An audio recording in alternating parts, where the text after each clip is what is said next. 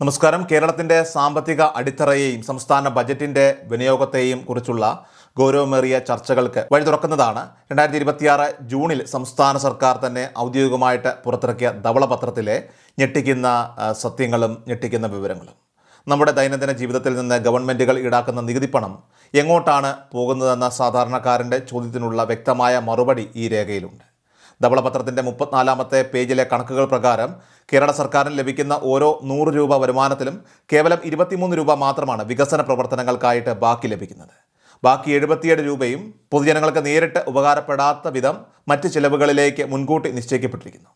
2025-26 സാമ്പത്തിക വർഷത്തിൽ സംസ്ഥാനത്തിൻ്റെ മൊത്തം റവന്യൂ വരുമാനം ഏകദേശം 1.53 ലക്ഷം കോടി രൂപയെന്ന വലിയ സംഖ്യയിൽ എത്തി നിൽക്കുമ്പോഴും നമ്മുടെ നാടിൻ്റെ അടിസ്ഥാനപരമായിട്ടുള്ള സാമ്പത്തിക പ്രതിസന്ധികൾക്ക് പരിഹാരം കാണാൻ സാധിക്കാത്തത് എന്തുകൊണ്ടാണെന്ന് മനസ്സിലാക്കാൻ ഈ പണത്തിൻ്റെ വിഭജനം കൃത്യമായി പരിശോധിക്കേണ്ടതായിട്ടുണ്ട്. ഈ വലിയ തുകയുടെ വിനിയോഗത്തെ 3 പ്രധാന ഭാഗങ്ങളായിട്ട് മുറിച്ച് പരിശോധിച്ചാൽ മാത്രമേ കേരളം നേരിടുന്ന യഥാർത്ഥ സാമ്പത്തിക യാഥാർത്ഥ്യം വ്യക്തമാവുകയുള്ളൂ. ഇതിൽ ആദ്യത്തെ വലിയ പങ്ക് പോകുന്നതാകട്ടെ സർക്കാർ ജീവനക്കാരുടെ ശമ്പള ഇനത്തിലേക്കാണ്. അധ്യാപകർ, അതോടൊപ്പം തന്നെ പോലീസുകാർ, ഡോക്ടർമാർ, നഴ്സുമാർ തുടങ്ങി സമൂഹത്തിൻ്റെ സുഗമമായിട്ടുള്ള മുന്നോട്ട് പോക്കിന് അനിവാര്യമായ ജനവിഭാഗങ്ങൾക്ക് ശമ്പളം നൽകാനായി മാത്രം 2024-25 കാലയളവിൽ ഏകദേശം 40,000 കോടി രൂപയാണ് രാജ്യം ചിലവിട്ടത്. ഇത് മൊത്തം വരുമാനത്തിൻ്റെ 30%. ഇനി രണ്ടാമത്തെ വലിയ വിഹിതം വിരമിച്ച ജീവനക്കാരുടെ പെൻഷൻ ഇനത്തിലേക്കാണ്. 30-35 വർഷത്തെ സേവനത്തിന് ശേഷം അവർക്ക് നൽകുന്ന ഈ കോമ്പൻസേഷൻ ഏകദേശം 28,000 കോടി രൂപ വരും. അതായത് ബജറ്റിൻ്റെ 21%. ഇനി മൂന്നാമത്തെയും ഏറ്റവും അലാമിംഗ് ആയതുമായിട്ടുള്ള ഭാഗം അത് സംസ്ഥാനത്തിൻ്റെ കടങ്ങൾക്കായിട്ടുള്ള പലിശയാണ്. അസൽ തുകയൊഴികെ വെറും പലിശയായി മാത്രം ഒരു വർഷം 29,000 കോടി രൂപയാണ്.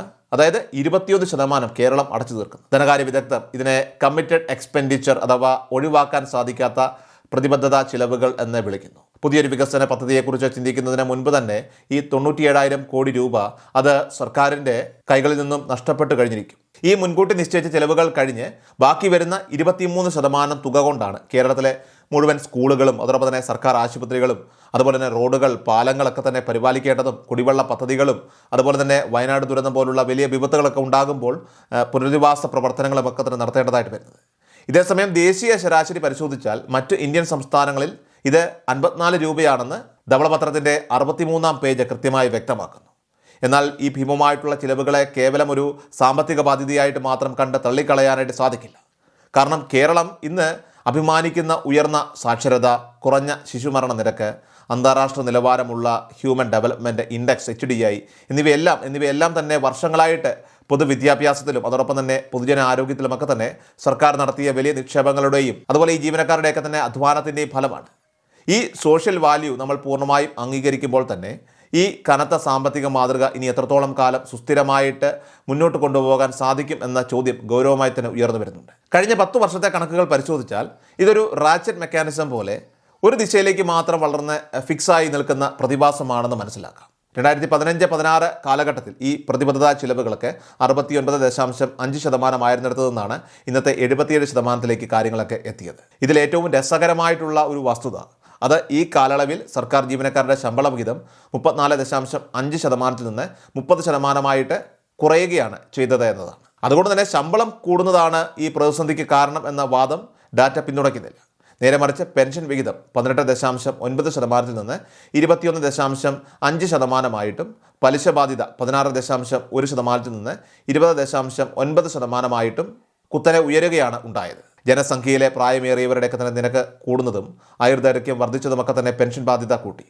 പുതിയ ജീവനക്കാരെ നാഷണൽ പെൻഷൻ സിസ്റ്റം NPSലേക്ക് മാറ്റിയിട്ടുണ്ടെങ്കിലും അതിൻ്റെ പൂർണ്ണമായ ആശ്വാസം സാമ്പത്തിക മേഖലയിൽ പ്രതിഫലിക്കാൻ ഇനിയും വർഷങ്ങൾ കാത്തിരിക്കേണ്ടി വരും. അപ്പോൾ ഈ സാമ്പത്തിക ഞെരുക്കത്തിന് കേവലം ആഭ്യന്തര കാരണങ്ങൾ മാത്രമല്ല, GST നടപ്പിലാക്കിയതിന് ശേഷമുള്ള ഘടനാപരമായിട്ടുള്ള മാറ്റങ്ങളും വലിയ രീതിയിലുള്ള പങ്ക് വഹിച്ചിട്ടുണ്ട്. GST വരുന്നതിന് മുൻപ് സംസ്ഥാനങ്ങൾക്ക് സ്വന്തമായിട്ട് നികുതി നിരക്കുകളൊക്കെ നിശ്ചയിക്കാനുള്ള ഫ്രീഡം ഉണ്ടായിരുന്നുവെങ്കിൽ 2017 രാജ്യമൊട്ടാകെ യൂണിഫോം റേറ്റ് വന്നതോടെ കേരളത്തിനുണ്ടായിരുന്ന ആ അഡ്വാൻറ്റേജ് നഷ്ടപ്പെടുകയും റവന്യൂ കളക്ഷൻ വലിയ തോതിൽ ഇടിയുകയും ചെയ്തു. കൂടാതെ കോവിഡ് മഹാമാരി സൃഷ്ടിച്ച പ്രതിസന്ധി മൂലം വരുമാനം കുത്തനെ കുറഞ്ഞപ്പോഴും ശമ്പളവും പെൻഷനും പലിശയും മാറ്റമില്ലാതെ തുടർന്നത് വലിയ ആഘാതമായി മാറി. ധവളപത്രത്തിലെ 61-ാമത്തെ പേജ് പ്രകാരം 2021 ജനുവരി മുതൽ ജീവനക്കാരുടെയൊക്കെ തന്നെ DA അതുപോലെ പെൻഷൻകാരുടെയൊക്കെ തന്നെ DR കുടിശ്ശിക ഇനത്തിൽ മാത്രം 36,000 കോടി രൂപയോളം നൽകാതിരിക്കുകയും മൊത്തം കുടിശ്ശിക 48,733 കോടി രൂപയായിട്ട് വളരുകയും ചെയ്തു. ഇത് ഇന്നത്തെ സാമ്പത്തിക സമ്മർദ്ദത്തെ നാളത്തേക്ക് മാറ്റിവെക്കുക മാത്രമാണ് ചെയ്യുന്നത്. ദക്ഷിണേന്ത്യയിലെ മറ്റ് സംസ്ഥാനങ്ങളായിട്ടുള്ള തമിഴ്നാട്, കർണാടക എന്നിവയെല്ലാം 50 മുതൽ 55% നിരക്കിൽ നിൽക്കുമ്പോൾ ഇന്ത്യയിൽ കേരളത്തോട് സാമ്യമുള്ള ഒരേ ഒരു സംസ്ഥാനം 73.6% നിരക്കുള്ള പഞ്ചാബ് മാത്രമാണ്. ധവളപത്രത്തിൻ്റെ 35-ാമത്തെ പേജിലുള്ള CAG ഓഡിറ്റ് റിപ്പോർട്ട് ഉദ്ധരിച്ചുകൊണ്ടുള്ള കണക്കുകൾ വ്യക്തമാക്കുന്നത് കേരളം കടമെടുക്കുന്ന പണത്തിൻ്റെ കേവലം 5.18% മാത്രമാണ് പുതിയ റോഡുകളോ പാലങ്ങളോ ആശുപത്രികളോ പോലുള്ള സ്ഥിര ആസ്തികൾ ഫിസിക്കൽ ക്യാപിറ്റൽ അസറ്റ്സ് നിർമ്മിക്കാനായിട്ട് ഉപയോഗിക്കുന്നത് എന്നാണ്. ബാക്കി 94.82% ദൈനംദിന ചിലവുകൾക്കും നിലവിലുള്ള കടം വീട്ടാനുമാണ് വിനിയോഗിക്കുന്നത്. കടമെടുക്കുന്ന പണം പുതിയ വരുമാന മാർഗങ്ങൾ സൃഷ്ടിക്കുന്നില്ലെങ്കിൽ ആ കടം ഒരിക്കലും സുസ്ഥിരമാകില്ല. ഇത് ഏതെങ്കിലും ഒരു രാഷ്ട്രീയ പാർട്ടിയുടെ മാത്രം ഒരു കുറ്റമല്ല, മറിച്ച് ദശാബ്ദങ്ങളായിട്ട് തുടരുന്ന സാമ്പത്തിക റിയാലിറ്റിയാണ്. സോ ഈ പ്രതിസന്ധികളെ മറികടക്കാനായിട്ട് നമ്മുടെ ചിലവുകളേക്കാൾ വേഗത്തിൽ വരുമാനം വളർത്താനുള്ള പുതിയ വ്യവസായങ്ങളും തൊഴിലവസരങ്ങളും കൊണ്ടുവരികയാണ് വേണ്ടത്. കടമെടുക്കുന്ന പണം 5% നിന്നും വലിയ തോതിൽ സ്ഥിര ആസ്തികളുടെ നിർമ്മാണത്തിലേക്ക് തിരിച്ചുവിടുക, ടാക്സ് ബേസ് വിപുലീകരിക്കുക എന്നിവയല്ലാതെ മറ്റു എളുപ്പവഴികളില്ല.